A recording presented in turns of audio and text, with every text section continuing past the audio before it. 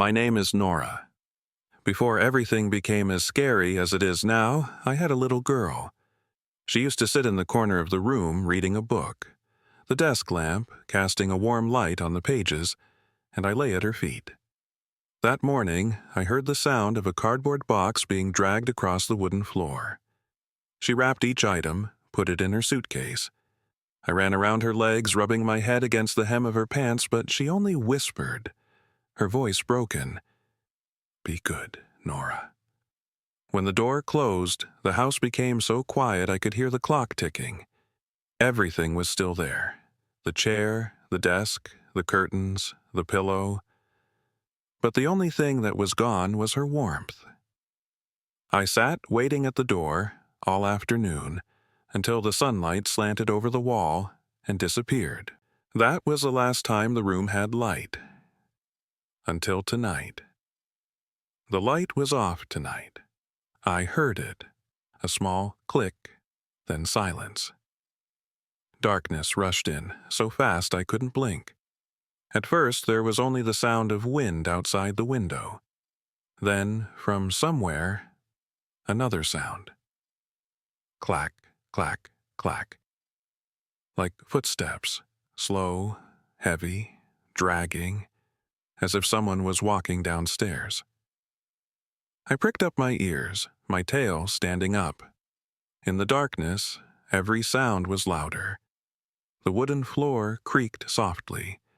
The clock stopped ticking. I didn't know if I really heard it, or if I just missed her so much that I imagined it. I walked step by step toward the stairs.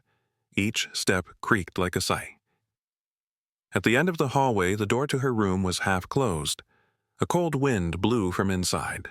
I glanced over. In the darkness, there was something faintly glowing, like the reflection of a human eye. I held my breath, hiding behind the doorframe.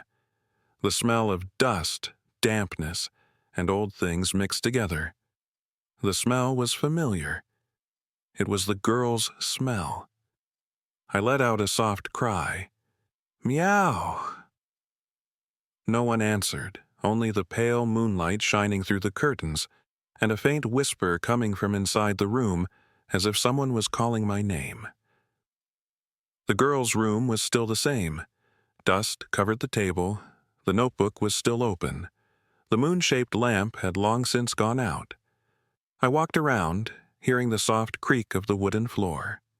In the mirror, I saw myself, small, trembling, the moonlight reflecting in my eyes.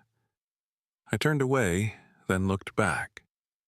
In the mirror, the light bulb behind me was swinging. But, in real life, it was still. I held my breath, moved closer. 2 dim spots of light appeared in the mirror, at body level, blinking slightly, like someone was looking straight at me. A small, very soft voice said, "Nora." I jumped back. The mirror shook slightly. The curtains flew open. Moonlight shattered on the floor. I ran out into the hallway. But when I looked back, in the mirror, there were still those eyes, watching me. I hid under the table. The house was so quiet I could hear my heart. The wind blew hard, the curtains fluttered. The moonlight shone through, falling right on the window frame where the little girl often sat. In that streak of light, there was a shadow. Small, thin, hair falling to her shoulders. I softly called out, "Meow." The shadow tilted its head slightly, as if it heard. Then it disappeared. I ran over, jumped onto the windowsill. Outside was only the moon and the mist. But on the glass, there was still a blurry trace of a hand, small, exactly the size of the little girl's hand. I returned to the little girl's room. The smell of dust, the smell of old paper, was still the same. On the table, the moon lamp lay tilted. the wire long broken. I touched the lamp base lightly. It was cold, but as I walked, a light flickered. I stopped. The lamp lit up for a second, then went out. I heard something fall. It was a piece of paper falling from a notebook. On it, there was only a small line of writing, written in trembling hands. If one day you are afraid, light a small lamp in your heart. I looked up. The moon lamp flickered again, this time without the wire. The light was weak, but enough for me to see that I was no longer alone. That night, I didn't sleep. The light from the moon-shaped lamp still flickered, weak but steady. I curled up, looking at it, remembering the girl's voice. If you're scared, light a little light in your heart. I didn't understand what she meant, until now. I closed my eyes. In my mind, I saw her sitting by the window, smiling, the moonlight covering her hair. It was no longer real, but brighter than everything around me. When I opened my eyes, the room was still dark, but in my chest, something was warming. Maybe the real light wasn't in that lamp. It was here, in me. I don't know how long I lay there. Then, click. The lights came back on. The ceiling light filled the room, so bright that I had to squint. Everything was clear again. The table, the chair, the picture, the curtain frame, but I kept looking toward the window. Outside, the moonlight was still there. Dimmer, but more real.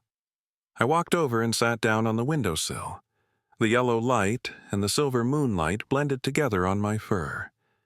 And for the first time, I wasn't afraid of the dark anymore, because I knew, even if the lights went out again, I could still see.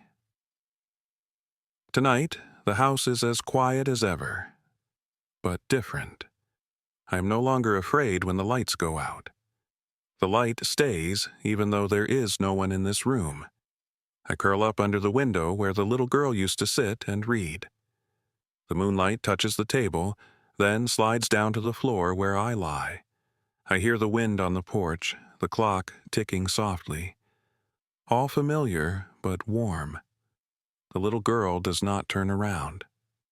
But I know she is still here, in the smell of old tea, in the moonlight, and in the small light that lies in my heart. I am Nora, and I am still shining, even though the lights have long since gone out.